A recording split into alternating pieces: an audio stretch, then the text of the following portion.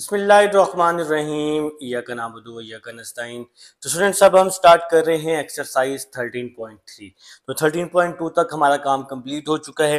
13.3 है, क्वेश्चन के साथ साथ मैं आपको इसका इंट्रोडक्शन बताता जाऊंगा। ये हमारे पास डेली लाइफ में यूज होने वाली एप्लीकेशन के रिलेटेड ही है, लेना हमने इसका डेरिवेटिव ही है 13.3 का। ठीक है, तो क्वेश्चन नंबर 1 की तरफ चलते हैं। हमें कह रहे हैं कि a car position time T is given by, एक कार पोजीशन है जिसका टाइम टी है और एक आपके पास इसकी मॉडल्ड इक्वेशन दे दिया उसने बनाकर, जो कि है एस टी। आपने लिख लेना जी गिवन में क्या लिख लेना है बच्चों, S T is equal to 5t³ minus 3t² plus T. 5t³ minus 3t² plus T. तो क्वेश्चन नंबर 1 की तरफ हम आ चुके हैं। हमें कह रहे फाइंड द वेलोसिटी, आपने इसकी वेलोसिटी फाइंड करनी है बाय डिफरेंशिएटिंग। तो आपने इसको डिफरेंशिएट करना है, उसने हमें पहले ही बता दिया। तो आप लोग क्या करें जी, इसका डेरिवेटिव ले लें। Take derivative with respect to T. आप लोग क्या लिखेंगे, देखें ना यहाँ पे टी है, यहाँ पे क्या है, टी है। तो हम इसका जो डेरिवेटिव लेंगे वो विद रिस्पेक्ट टू टी लेंगे। Take derivative with respect to T. ठीक है बेटा, अगर क्वेश्चन में x होता तो फिर x के रिस्पेक्ट लेते। तो मेरे ख्याल से जी आपको मेरी बात की समझ आ गई है। तो s के ऊपर मैं लगा रहा हूं एक लाइन, इस एक लाइन का मतलब है प्राइम, इस प्राइम का मतलब भी डेरिवेटिव ही है। तो हमने इसके ऊपर प्राइम लगाया, is equal to D over D T 5t³ minus 3t² plus T. ठीक है स्टूडेंट्स, इसके बाद d ओवर डी टी को आपने तीनों के साथ, फर्स्ट वैल्यू के साथ अलग, सेकंड वैल्यू के साथ अलग और बच्चों थर्ड वैल्यू के साथ अलग। तो तीनों के साथ अलग अलग करके हम इसको लिख देंगे। ठीक है, तो 5 वैसे ही आ जाएगा, t³ है तो इस पे हम पावर रूल लगाएंगे, n x n-1। तो अब आप 13.2 पढ़ चुके हैं, माइनस ये 3 वैसे ही आ जाएगा, t² पे power rule n x n-1। अब यहाँ पे x जो है ना वो t है। ठीक है बेटा, इसके बाद t का डेरिवेटिव 1, जैसे x का 1 होता है उसी तरह t का भी 1। नेक्स्ट 5 3 जार 15 t, 3 माइनस 1 क्या आ जाएगा, 2, 3 2 जार 6, 2 माइनस 1 1 होता है और ये प्लस 1 आ जाएगा। और ये 1 जो लिखा है ना मैंने, ये लिखें या ना लिखें कोई मसला नहीं है बेटा। तो ये हमारा आंसर आ जाएगा। आप लोग इसके साथ लिख भी सकते हैं the velocity of the function vt। ठीक है बेटा, क्या लिख सकते हैं, वेलोसिटी ऑफ द फंक्शन। तो ये चीज आप लाइन लिख भी सकते हैं जो हमने फाइंड आउट करनी थी। वेलोसिटी को आप लोग यहाँ vt से भी रिप्रेजेंट कर सकते हैं। ठीक है बेटा, v का मतलब वेलोसिटी, तो वेलोसिटी हमने इसकी फाइंड आउट कर ली है। तो ये क्वेश्चन नंबर 1 है जी। क्वेश्चन नंबर 2 की तरफ चलते हैं। हमारे पास एक स्ट्रक्चरल स्ट्रेस ब्रिज है जिसकी मॉडल्ड इक्वेशन आप सबके सामने मौजूद है। तो बेटा इन क्वेश्चन से ना आप लोगों ने अपने मतलब की चीज ढूंढ लेनी है, बस यही काम करना है। ठीक है, तो बहुत आसान एक्सरसाइज है। तो बेटा एक स्ट्रक्चरल स्ट्रेस ब्रिज है जिसकी मॉडल फंक्शन है या मॉडल इक्वेशन है S of X is equal to 100 minus 5x²। ये आपके पास बच्चों इक्वेशन मौजूद है। ठीक है, हमें क्या कहा है, where x is the distance from the centre of bridge. x जो है वो डिस्टेंस है ब्रिज के सेंटर से लेकर। ठीक है, आपने इसका रेट ऑफ चेंज कैलकुलेट करना है। तो रेट ऑफ चेंज कैलकुलेट करने के लिए सबसे पहले मुझे क्रिटिकल पॉइंट चाहिए। तो ये बात आपने अपने ध्यान में रखनी है, रेट ऑफ चेंज कैलकुलेट करने के लिए हमें क्रिटिकल पॉइंट चाहिए। जो हमारा क्रिटिकल पॉइंट आएगा, ठीक है बेटा, उसको हम अपने क्वेश्चन में पुट कर देंगे। ठीक है, जरा बात को समझना है, मेरे साथ साथ करेंगे, बहुत आसान है। तो सबसे पहले आप लोगों ने क्या करना है, इसका डेरिवेटिव फाइंड आउट कर लेना है। तो एस एक्स है, S prime X is equal to D over D X 100 minus 5x²। ठीक है बच्चों, d/dx 100 को मैंने अलग कर लिया, 100 को अलग, माइनस d/dx 5x² को मैंने अलग कर लिया। तो बेटा इस वैल्यू को मैंने अलग अलग डेरिवेटिव में चेंज कर दिया, मतलब इसका मैंने अलग अलग डेरिवेटिव अप्लाई कर दिया। तो यहां तक बच्चों कोई परेशानी वाली बात नहीं है, इंशाल्लाह सब हो जाएगा। ठीक है, तो 100 का डेरिवेटिव जरा सोचो, मैंने आपको 13.2 में बताया था, कि जिसके साथ एक्स वाई ना हो वो कांस्टेंट होती है और उसका जो डेरिवेटिव है वो 0 होता है। ठीक है, ये जो 5 है इसके साथ x है तो ये 5 वैसे ही आ जाएगा। x² पे पावर रूल 2x 2 - 1 ये होता है ना पावर रूल, nx n - 1 ये पावर रूल होता है। तो ये जो 2 है ना ये पावर है, तो पावर शुरू में पावर में से एक माइनस। ठीक है बेटा, तो x² पे पावर रूल लगा लिया। इसके बाद s prime x is equal to 5 2 10 x 2 - 1 क्या हो जाएगा, 1 हो जाएगा, तो 10x आ जाएगा। ये बच्चों 1 लिखो या ना लिखो कोई मसला नहीं है। तो अभी मैंने आपको बताया कि रेट ऑफ चेंज के लिए आपको क्रिटिकल पॉइंट निकालना पड़ेगा। ठीक है, तो अब आप लोगों ने क्या लिखा, फॉर क्रिटिकल पॉइंट। तो रेट ऑफ चेंज के लिए आपको क्रिटिकल पॉइंट निकालना ही निकालना है। तो s prime x is equal to 0 minus 10x is equal to 0, x is equal to 0 by -10, x is equal to 0 आ गया। तो ये जी हमारा क्रिटिकल पॉइंट आ गया। जरा बात को समझते जाओ, बहुत आसान है, टेंशन नहीं लेनी। क्रिटिकल पॉइंट के लिए डेरिवेटिव को मैंने 0 रखना है हमेशा, और आप लोग भी रखेंगे, जाहिर बात है। तो डेरिवेटिव का आंसर क्या आया, -10x इज इक्वल टू 0, -10 यहाँ के divide x is equal to 0। Critical point क्यों फाइंड किया, क्योंकि हमें रेट ऑफ चेंज चाहिए। ठीक है बेटा, तो अब ये x 0 आ गया। अब रेट ऑफ चेंज के लिए हमने क्या करना है, अपनी गिवन इक्वेशन ले लेनी है, s of x is equal to 100 minus 5x²। ठीक है बेटा, तो आप लोग यहां लिख लेंगे 9। अब बेटा मैंने अपनी इक्वेशन ले ली, given equation rate of change के लिए। क्रिटिकल पॉइंट क्या आया, x इज इक्वल टू 0। तो अब मैं यहां पर x की जगह 0 पुट कर दूंगा, is equal to 100 minus 5, x की जगह पे 0 आ जाएगा। बच्चों 0 का स्क्वायर तो 0 होता है, तो 100 हमारा क्या आ जाएगा, 100 हमारा आंसर आ जाएगा। तो ये बेटा हमारे पास क्वेश्चन कंप्लीट हो चुका है। ये क्वेश्चन नंबर 2 था। अब हम लोग अपने नेक्स्ट क्वेश्चन नंबर 3 की तरफ चलते हैं।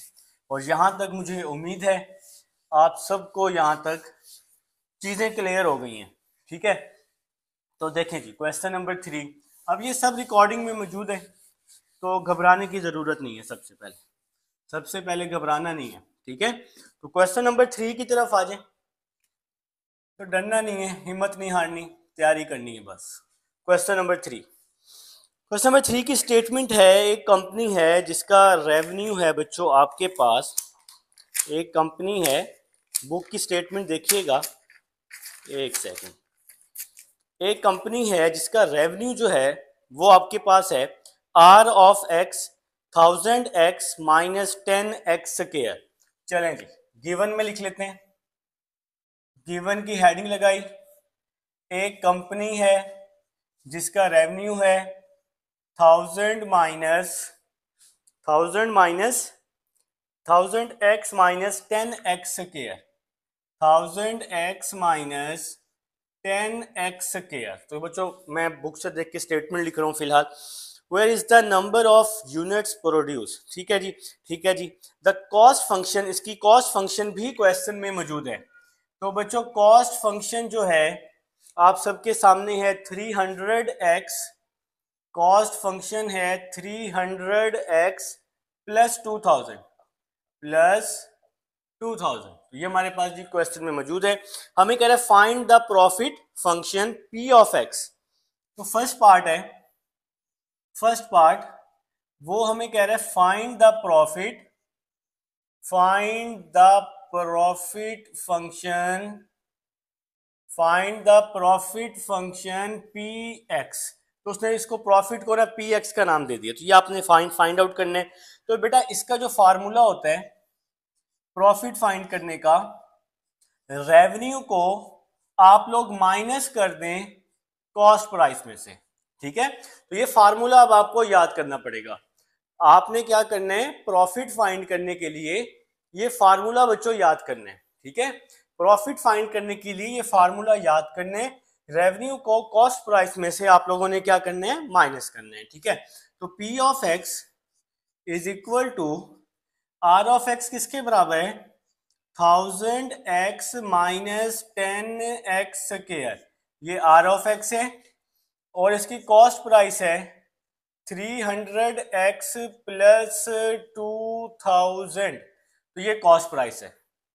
ये जी रेवेन्यू की प्राइस आ गई और ये कॉस्ट प्राइस आ गई, ठीक है जी। तो हम लोग प्रॉफिट फाइंड कर रहे हैं, ये फार्मूला है, ये फार्मूला है 1000x minus 10x square, minus अंदर जाएगा तो इसके साइन चेंज कर देगा, माइनस अंदर जाएगा तो इसके साइन चेंज कर देगा बेटा, ठीक है।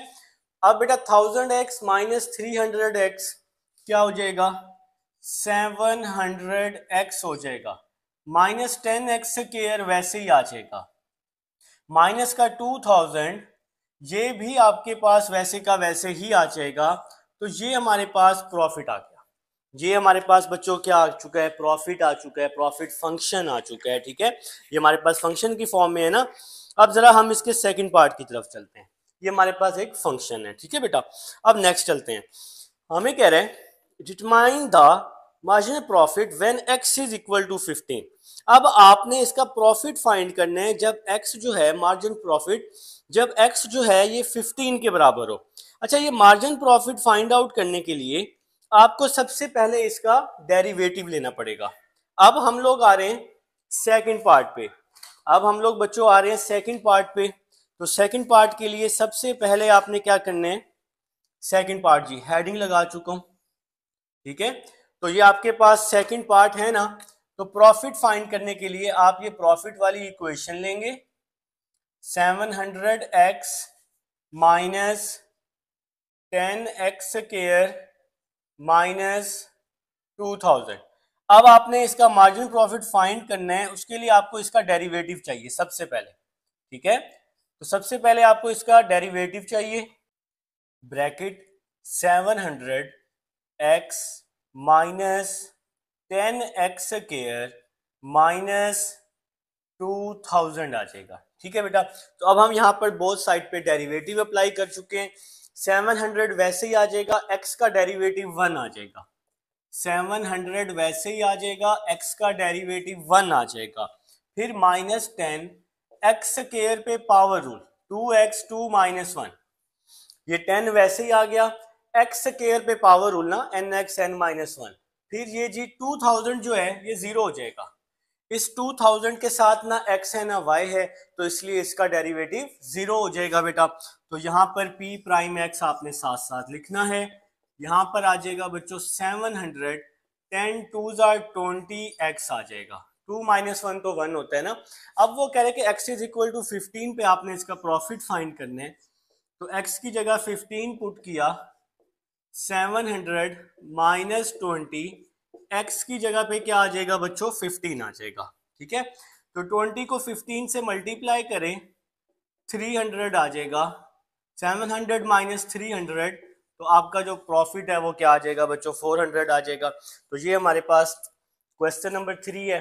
इन केस कोई इशू होता है बेटा तो आप लोग मेरे से लाजमी पूछेंगे, स्क्रीनशॉट के चक्कर में ना बैठें, साथ साथ नोट करते जाएं, ठीक है। साथ साथ करें, प्रैक्टिस करें, प्रैक्टिस करेंगे तो ही आपका बच्चों बहुत ज्यादा फायदा है, ठीक है। लिखें जी, लिखें बेटा क्वेश्चन नंबर 4। क्वेश्चन नंबर 4 की तरफ आ जाएं फटाफट से। देखते हैं स्टेटमेंट, कुछ बच्चे पढ़ भी चुके हैं और कुछ नहीं भी पढ़ रहे, कुछ मेरा भी वेट कर रहे हैं, ठीक है। तो देखें जी क्वेश्चन नंबर 4 हमें क्या कहते हैं, देख लेते हैं जी, अभी देख लेते हैं, इसको भी देखते हैं। An investment grows according to the function, एक इन्वेस्टमेंट है जो ग्रो हो रही है, उसका जो फंक्शन है वो गिवन है ए ऑफ टी, गिवन है जी आपके पास, इसको आपने गिवन में लिख लेना है, ठीक है। तो A of t 10,000, A of t 10,000 1 plus 0.05 t whole की पावर 3, ठीक है बेटा। A of t 10,000 1 plus 0.05 t whole की power 3, where A t is the value of the investment. A t जो है, ये जो फंक्शन है, ये वैल्यू ऑफ इन्वेस्टमेंट है and t is the time, ठीक है। फर्स्ट पार्ट है, हमें कह रहे हैं find the rate of change. तो बेटा रेट ऑफ चेंज के लिए सबसे पहले आपको डेरिवेटिव चाहिए। रेट ऑफ चेंज के लिए हमें कह रहा है फर्स्ट पार्ट में क्या कह रहे हैं, find the rate of change after 8 years, find the rate of change after 8 years। ये जी बुक में लिखा हुआ है, ठीक है। तो बुक की स्टेटमेंट पढ़ ले, मैंने कुछ लफ्ज शॉर्ट भी किए हैं इसके। तो find the rate of change of investment after 8 years। तो रेट ऑफ चेंज के लिए सबसे पहले आपको गिवन इक्वेशन का डेरिवेटिव चाहिए। तो A prime t d over D t 10,000 और साथ में क्या आ जाएगा 1 प्लस 0.05 टी होल की पावर 3, ठीक है जी। ये 10,000 हम इसको साइड पर लिख लेंगे, 10,000 को, ठीक है। जैसे आपके पास 2x होता है, 2x होता है ना, 2x स्क्वायर, 2 को आप साइड पे लिखते हैं, x स्क्वायर पे आप पावर रूल लगाते हैं, ऐसे ही ना। तो इसी तरह यहां पर भी कुछ इसी तरह ही है। 10,000 को साइड पे लिखा और इस पर हम सबसे पहले पावर रूल लगाएंगे। पावर शुरू में, पावर में से एक माइनस, तो ये लग गया जी इस पर सबसे पहले पावर रूल। n ये पूरी वैल्यू x है, n x n minus 1, power के अंदर वाली वैल्यू का, पावर के अंदर वाली वैल्यू का फर्दर डेरिवेटिव ले लेंगे, ठीक है जी। तो जब भी पावर रूल लगाते हैं, मैंने आपको 13.2 में सिखाया है, जब भी पावर रूल लगाते हैं तो पावर के अंदर जो होल की पावर होती है उसके अंदर वाली वैल्यू का दोबारा से डेरिवेटिव लेते हैं, जिसको आप फर्दर डेरिवेटिव भी बोलते हैं। 3 को 10,000 से मल्टीप्लाई किया तो ये आ जाएगा जी 30,000, ठीक है। तो 1 प्लस 0.05 टी, 3 माइनस 1 2 हो जाएगा, 3 माइनस 1 2 हो जाएगा, 1 का डेरिवेटिव 0 हो जाएगा और t का डेरिवेटिव 1 हो जाएगा, तो ये आ जाएगा 0.05 आ जाएगा, ठीक है बच्चों। ये तो मैंने आपको समझाने के लिए लिखा हुआ है ना। 1 का डेरिवेटिव 0 हो गया 0.05 और t का डेरिवेटिव 1 हो गया ना, जैसे x का 1 होता है उसी तरह t का 1, तो 0.05 को 1 से मल्टीप्लाई किया तो 0.05। अच्छा जी नेक्स्ट, यहां पर तो 30,000 वैसे ही आ गया, 1 प्लस 0.05 टी होल का स्क्वायर 0.05, तो ये वैल्यू बन गई है। अब आप लोग एक काम करें, अपने अपने कैलकुलेटर उठाएं, जैसे कि मैं आप सबके सामने अब उठाने लगा हूं क्योंकि जरूरत पड़ गई है। तो 0.05 को 30,000 से क्या कर दें, मल्टीप्लाई कर दें, ठीक है। तो ये आ जाएगा जी 1500 आ जाएगा। ये क्या आ जाएगा बच्चों, 30,000 को इसके साथ मल्टीप्लाई करने से 1500 आ जाएगा। बाकी बच गया 1 प्लस 0.05 टी होल की पावर 2। तो ये बच्चों हमने इसका क्या ले लिया है, डेरिवेटिव ले लिया, ठीक है। अब आपने इसकी इन्वेस्टमेंट फाइंड करनी है आफ्टर 8 years। अब आप लोग क्या करेंगे, t की जगह 8 पुट कर देंगे। अभी हम इसका फर्स्ट पार्ट कर रहे हैं, 1500 1 प्लस 0.05 मल्टीप्लाई 8 होल का स्क्वायर। तो बच्चों t की जगह मैंने अब 8 पुट कर दिया, बात की समझ आ चुकी है, ठीक है। अब आप लोगों ने एक छोटा सा काम करना है, 0.05 को 8 से मल्टीप्लाई कर देना है, मल्टीप्लाई 8, तो 0.4 आ रहा है मेरे पास और इंशाल्लाह आपके पास भी यही आएगा। 1500 1 प्लस 0.4 होल की पावर 2। बात की समझ नहीं आई मेरे ख्याल से, ठीक है। बात को समझना है, बात को समझना है, घबराना नहीं है।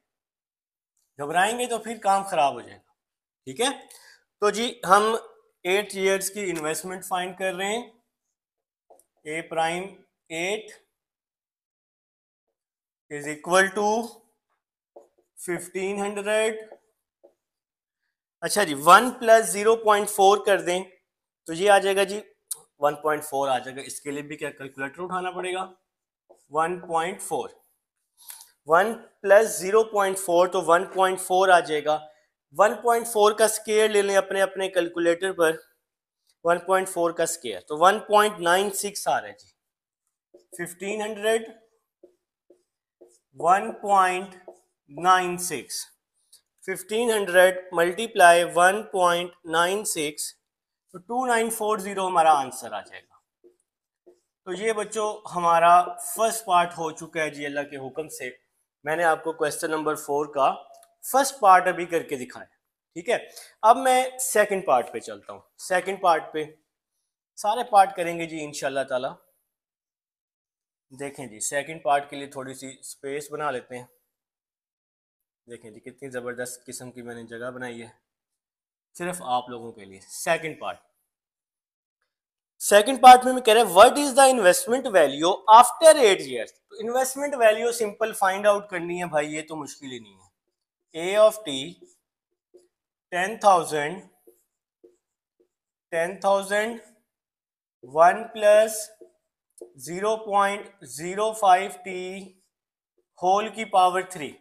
हमें कह रहे हैं कि आपने इन्वेस्टमेंट वैल्यू फाइंड करनी है। ये आपके पास एक्चुअल इन्वेस्टमेंट इक्वेशन है, फंक्शन है। तो अब आप इसी में जब 8 पुट करेंगे तो आपके पास वैल्यू निकल आएगी, ठीक है। क्वेश्चन में अब आपने सेकंड पार्ट में टी की जगह 8 पुट कर देना है। 10,000 1 प्लस 0.05 मल्टीप्लाई 8 होल की पावर 3। 10,000 1 प्लस 0.05 मल्टीप्लाई 8 0.4 हो जाएगा। 0.05 को 8 से मल्टीप्लाई करेंगे, क्वेश्चन में पुट करेंगे बस, ठीक है बेटा। तो 10,000 इसको ऐड किया 1.4 क्यूब आ जाएगा बेटा। अब आप इसका क्यूब लें और 10,000 से मल्टीप्लाई कर दें तो ये आ जाएगा 27,440। मैंने इसको डायरेक्टली सॉल्व किया हुआ है। 27,440 तो ये आपका टोटल आंसर आ जाएगा क्वेश्चन नंबर 4 का। उम्मीद है आप सबको समझ भी आ चुकी है। क्वेश्चन नंबर 5 पे चलते हैं। इसको मैं रेज कर रहा हूँ जी फटाफट से। रिकॉर्डिंग में अब आपके पास ये मौजूद है सब। वीडियो आप लोग बैक करेंगे ना, इंशाल्लाह जी सब कुछ मिल जाएगा, ठीक है। तो बेटा क्वेश्चन नंबर 5 पढ़ लें। थोड़ी सी वीडियो बेशक स्किप करके आगे कर लें। क्वेश्चन नंबर 5 पे करना चाहें तो वैसे मर्जी है आपकी, ठीक है। अच्छा जी क्वेश्चन नंबर 5 देखते हैं जी। क्वेश्चन नंबर 5 हमें क्या कहता है। क्वेश्चन नंबर 5 हमें कहता है the position of the particle moving along a line is given bye. तो एक आपके पास पार्टिकल है जो मूव हो रहे हैं और जिसकी इक्वेशन है एस टी। गिवन में लिख लेंगे आप एस टी, ठीक है बेटा, is equal to 5t cube minus, question number 5 पे आ चुका हूं, 12t square, 12t square plus 8t, ठीक है। अच्छा जी where t is the position and t is the time in second, ठीक है। एस टी जो है उसकी पोजीशन इन मीटर्स है और टी उसका टाइम है। अब हमारे पास इसके ना 3 पार्ट्स हैं जो हमने फाइंड करने हैं। सबसे पहले हमने इसकी वेलोसिटी फाइंड करनी है T is equal to 4 second पे। तो बेटा वेलोसिटी फाइंड करने के लिए आपको इसका डेरिवेटिव लेना पड़ेगा, ठीक है। तो हमें क्या कह रहे हैं फर्स्ट पार्ट में find the velocity at T is equal to 4 second. तो बेटा मैं सिंपल तरीके से इसको लिख लेता हूं। First part find the velocity, find the velocity at T is equal to 4 second, ठीक है बच्चों। तो सबसे पहले आप लोगों ने क्या करना है, इसका डेरिवेटिव अप्लाई करना है, S prime t d over D T 5t³ minus 12t² plus 8t। ठीक है बेटा, तो वेलोसिटी के लिए आपने इसका डेरिवेटिव फाइंड करना है। फिर मैं आपको एक्सीलरेशन का भी बताता हूँ जो इसका सेकंड पार्ट है। तो 5 वैसे ही आ जाएगा, t³ पे पावर रूल 3t², 12 वैसे ही आ जाएगा, t² पे पावर रूल 2t। ओ भाई अच्छा मैंने डायरेक्ट कर दी है। फिर आप लोग ना एक तो परेशान हो जाते हैं कि 3t² कैसे आया। देखे ना 5 वैसे ही आ गया, t³ nx n-1, तो 3 - 1 2 होता है ना, तो -12 t² 2t 2 - 1 t² पे भी पावर रूल प्लस 8 t का डेरिवेटिव 1 हो जाएगा। ठीक है, जैसे x का 1 होता है, 5 3s are 15t 3 - 1 2, 12 2s are 24t 2 - 1 1, 8 1s are 8 हो जाएगा। ठीक है बच्चों, तो ये हमारे पास डेरिवेटिव आ चुका है। ठीक है, इसकी वेलोसिटी आ चुकी है। अब आपने क्या करना है, t = 4 सेकंड पे इसको फाइंड आउट कर लेना है। तो t = 4, तो अब आप लोग t की जगह पे 4 पुट करेंगे, 15 t की जगह पे 4 माइनस 24 t की जगह पे 4 प्लस 8 आ जाएगा। ठीक है बेटा, अब आप लोग इसको सॉल्व कर लें तो आपका आंसर आ जाएगा। 4 का स्क्वायर 16 होता है, 16 को 15 से मल्टीप्लाई करें तो 240, 4 को 24 से 96 प्लस 8। ठीक है बेटा, तो अब आप लोग इसको प्लस माइनस कर लें तो 152 आ जाएगा, और इसका जो यूनिट है ये आ जाएगा मीटर पर सेकंड। अब आपने इसकी वेलोसिटी फाइंड करनी थी, तो आप इसको v4 कर ले, v का मतलब वेलोसिटी हो जाएगा। ठीक है बेटा, तो ये हमारा फर्स्ट पार्ट हो जाएगा क्वेश्चन नंबर 5 का। सेकंड पार्ट कह रहे हैं find the acceleration at t = 4। अब आपने एक्सीलरेशन फाइंड करना है सेकंड पार्ट में। सेकंड पार्ट में find the acceleration at t = 4 second. ठीक है बच्चों, तो t = 4 सेकेंड पे आपने फाइंड करना है। जब आपने इसका डेरिवेटिव लिया तो ये वेलोसिटी आ गई। जब आपने इसका डेरिवेटिव लिया तो ये आपके पास असल में वेलोसिटी आई है। ये आपके पास बच्चों क्या आई है, वेलोसिटी आई है। ठीक है तो अब आपने क्या करना है, वेलोसिटी वाली इक्वेशन को लेके चलना है। वेलोसिटी वाली इक्वेशन को लेके चलना है जो आपके पास आई है, vt 15t² minus 24t plus 8। तो वेलोसिटी वाली इक्वेशन को लेके चलना है और इसका एक्सीलरेशन फाइंड करना है। अब जब मैं इसका डेरिवेटिव लूंगा ना, अब जब मैं इसका डेरिवेटिव लूंगा तो वो एक्सीलरेशन के बराबर हो जाएगा। वो किसके बराबर हो जाएगा, एक्सीलरेशन के। देखें जी, मैं इसका डेरिवेटिव ले रहा हूं तो a का मतलब क्या हो गया, एक्सीलरेशन। तो 15 d/dt, अब हम एक्सीलरेशन फाइंड आउट कर रहे हैं। 15t², एक्सीलरेशन के लिए जो वेलोसिटी होती है उसका हम क्या लेते होते हैं बच्चों, डेरिवेटिव लेते होते हैं एक्सीलरेशन के लिए। याद रखना बात को, ठीक है बेटा। तो 15 वैसे ही आ जाएगा, t² 2t 2 - 1, 24 वैसे ही आ जाएगा, t का 1 8 का 0 हो जाएगा। 15 वैसे ही आ गया t² पे पावर रूल, 24 वैसे ही आ गया t का 1 और 8 का डेरिवेटिव 0 हो गया। 15 2s are 30, 2 - 1 1, 24 1s are 24। तो ये बच्चों हमारे पास एक्सीलरेशन आ चुका है। ठीक है, अब आपने क्या करना है, फटाफट से t की जगह ना 4 पुट कर दें। ठीक है, तो एक्सीलरेशन आ जाएगा t = 4 सेकंड पे, 30 t की जगह 4 माइनस 24 120 माइनस 24, इसको आप लोग माइनस कर लें तो 96 आपके पास आंसर आ जाएगा। जी मीटर पर सेकंड स्क्वायर इसका यूनिट भी आ जाएगा। यूनिट लिख लें तो बहुत अच्छी बात है। ठीक है, अब हमारे पास थर्ड पार्ट है। तो थर्ड पार्ट की तरफ चलते हैं। थोड़ा सा मैं सांस ले रहा था। तो बेटा थर्ड पार्ट इसको मैं अब रेज कर रहा हूँ, ये रिकॉर्डिंग में सब मौजूद है आपके पास, परेशानी वाली कोई बात नहीं है। रिकॉर्डिंग में ना ये सब मौजूद है, तो वीडियो को आप लोग बैक करके देखोगे आपको सब मिल जाएगा। ठीक है, अभी हम थर्ड पार्ट की तरफ चलते हैं। इसको मैं रेज कर देता हूँ, ये लेंगे, रेज हो गया जी। थर्ड पार्ट क्या कह रहा है, वो कह रहा है when is the particle at rest. Third part, when is the particle at rest. तो पार्टिकल जी रेस्ट पे कब होगा, जब आप वेलोसिटी को जीरो के इक्वल कर देंगे। तो वेलोसिटी जी फर्स्ट पार्ट था हमारा, फर्स्ट पार्ट हम लोग सॉल्व कर चुके हैं।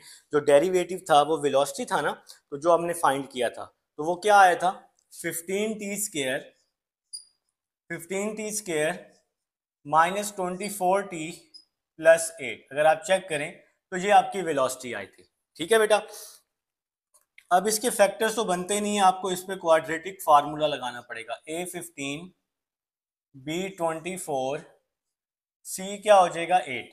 ठीक है, तो quadratic formula T is equal to minus B plus minus B² minus 4AC over 2A।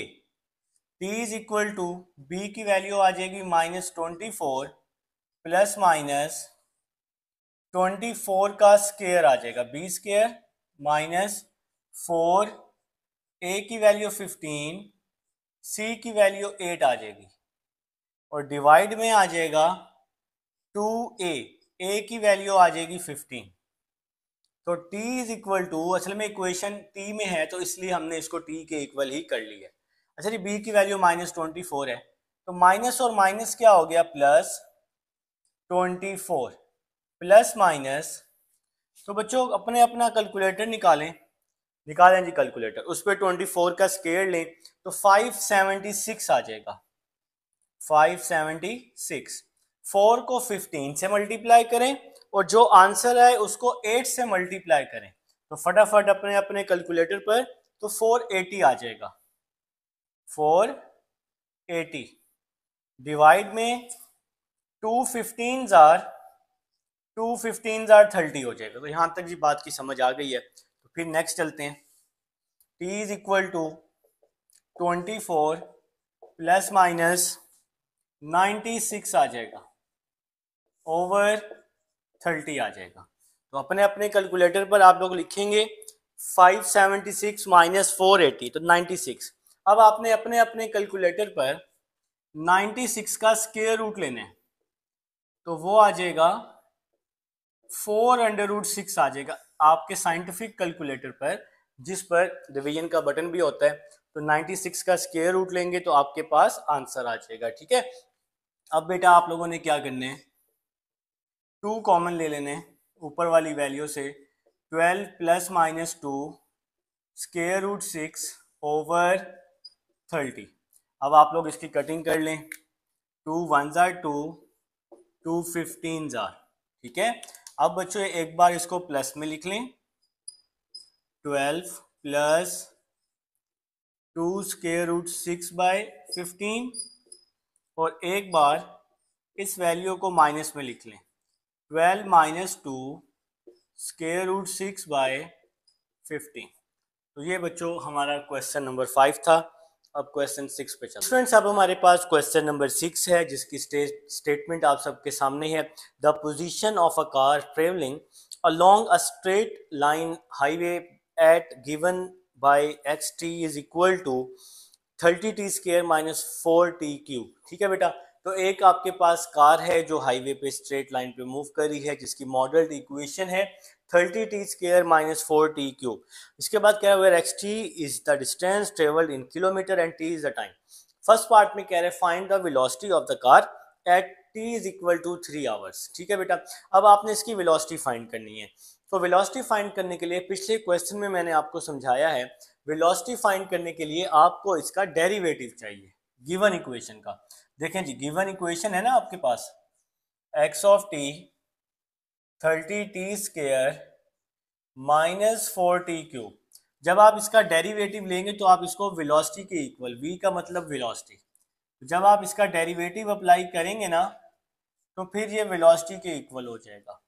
ठीक है जी, तो बात की समझ आ गई है। ठीक है स्टूडेंट्स, अब आप लोग क्या करेंगे, इसका डेरिवेटिव ले लेंगे, 30 वैसे ही आ जाएगा, t² पे पावर रूल 2t2 - 1, 4 वैसे ही आ जाएगा, t³ पे पावर रूल 3t3 - 1। ठीक है जी, 32 आर 60, 2 - 1 1, 4 3 आर 12, 3 - 1 2 हो जाएगा। ये 1 आप लिखें या ना लिखें कोई मसला नहीं है। अब ये हमारी वेलोसिटी आ गई है, उसने कहा इसकी वेलोसिटी फाइंड करो t = 3 पर, तो अब हम t की जगह 3 पुट कर देंगे, -12, t की जगह 3, 63 आर 120, 3 का स्क्वायर 9 होता है, 9 को 12 से मल्टीप्लाई करें तो 108 आ जाएगा। अब बेटा 120 - 108, 63 आर 180 होता है, सॉरी इसको आप 180 कर लें, कुछ बच्चों ने इसको 180 भी लिखा होगा। ठीक है, तो अब आप इसको माइनस कर लें तो 72, तो अब ये एक कार है जो मूव कर रही है हाईवे पर, तो इसका यूनिट आ जाएगा किलोमीटर पर आवर। अब आपने इसकी एक्सीलरेशन निकालनी, तो एक्सीलरेशन का भी तरीका मैं आपको समझा चुका हूँ, वेलोसिटी का आपने डेरिवेटिव लेना होता है। ठीक है, सेकंड पार्ट है वो कह रहा है डिटरमाइन द कार एक्सीलरेशन, तो अब आपने जी इसकी एक्सीलरेशन फाइंड आउट कर लेनी है एट t = 3 hours। तो बेटा आपने वेलोसिटी वाली इक्वेशन लेनी है, वेलोसिटी वाली इक्वेशन क्या आई है, 60t - 12t², ये जी वेलोसिटी वाली इक्वेशन आई है। एक्सीलरेशन जो हम फाइंड आउट करते हैं ना, वो हम वेलोसिटी का डेरिवेटिव लेके फाइंड आउट करते हैं, तो ये वेलोसिटी आई है। अब जब मैं इसका डेरिवेटिव अप्लाई करूंगा ना वेलोसिटी का, तो वो एक्सीलरेशन के बराबर होगी, तो ए जो है ये एक्सीलरेशन है।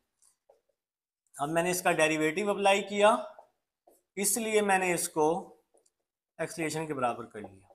ठीक है स्टूडेंट्स, तो 60 वैसे ही आ जाएगा, t का डेरिवेटिव 1, 12 वैसे ही आ जाएगा, t² का हो जाएगा 2t2 - 1, t का डेरिवेटिव 1, t² पे power rule 2t2 - 1, 61 are 60, 12 2 are 24, 2 - 1 1 हो जाएगा। तो ये हमारा जी एक्सीलरेशन टाइम आ गया। ठीक है बेटा, अच्छा जी, ये 1 लिखें या ना लिखें कोई मसला नहीं है। अब एक्सीलरेशन आपने फाइंड करनी है t = 3 पर, तो बच्चों t की जगह अब आप लोगों ने 3 को पुट कर देना है। ठीक है जी, तो 60, 24 को 3 से मल्टीप्लाई कर दें, 72 आ जाएगा। ठीक है जी, तो इसको आप लोग माइनस कर लें, 60 - 72, तो ये क्या आ जाएगा जी आपके पास -12।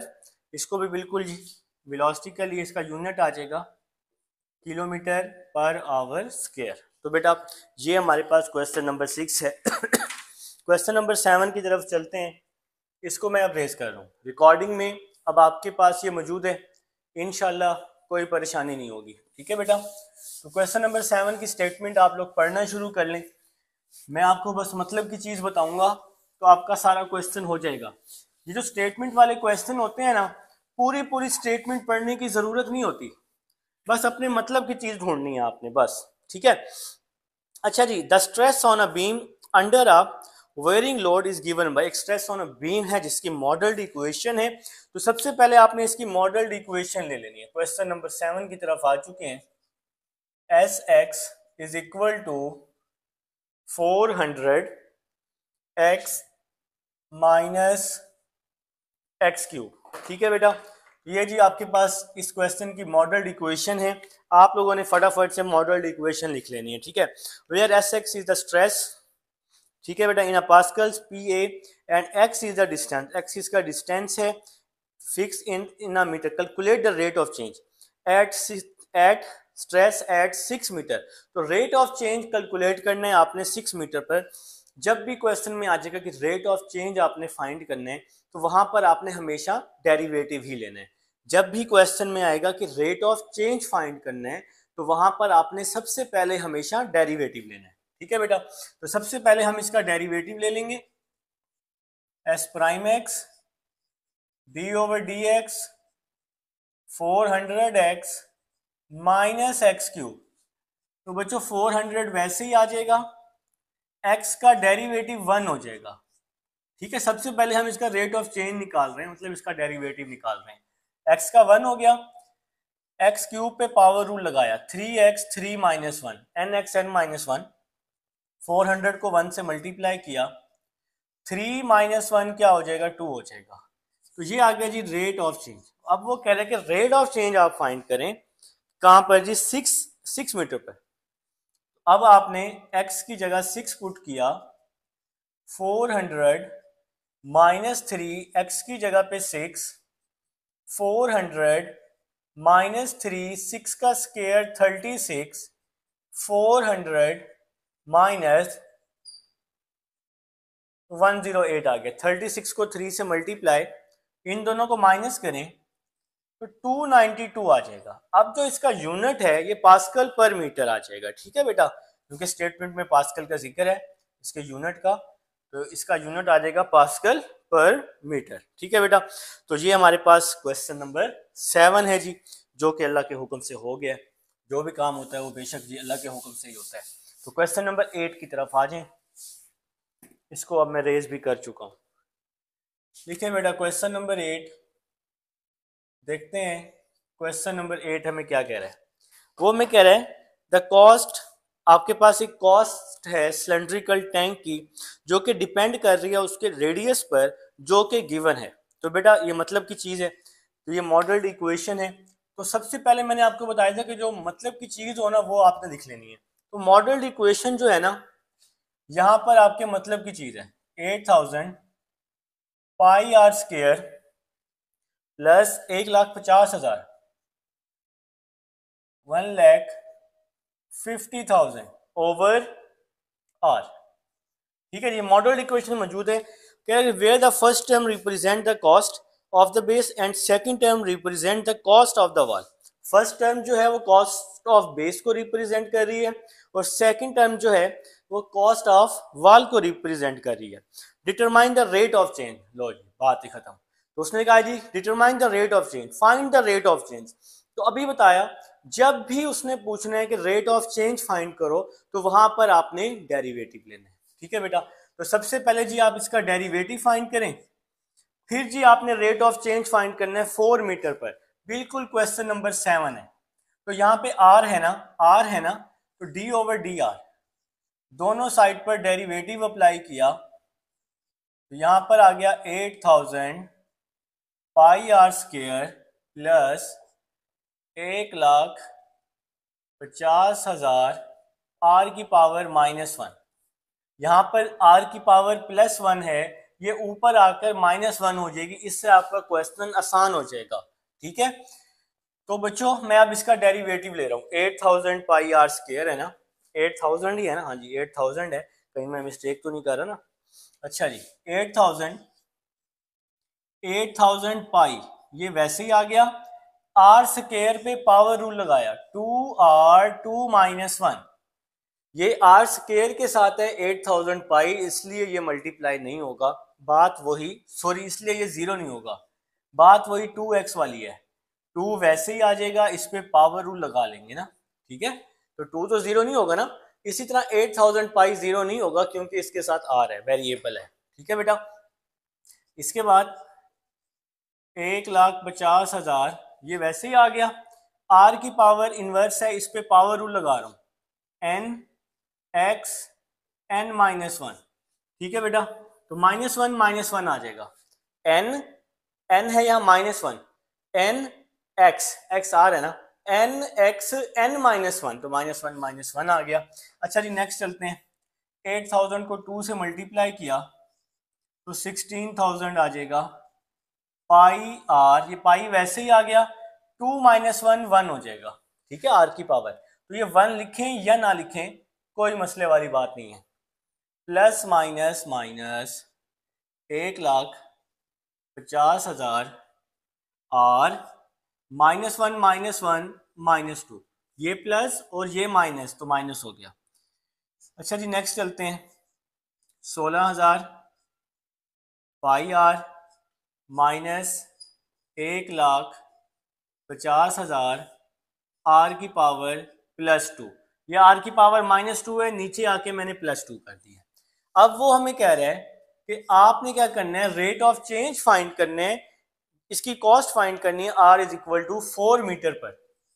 तो अब आपने आर की जगह 4 पुट कर दिया, आर की जगह 4, तो 16,000 पाई की वैल्यू आप लोग यहाँ 3.14 लिख सकते हैं। पाई की वैल्यू 3.14 आप लिख लें तो ज़्यादा बेहतर है।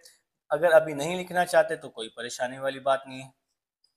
तो आर की जगह 4 आ गया, 1,50,000, आर की जगह 4 आ गया, 4 का स्क्वायर, आर की जगह 4, आर की जगह 4।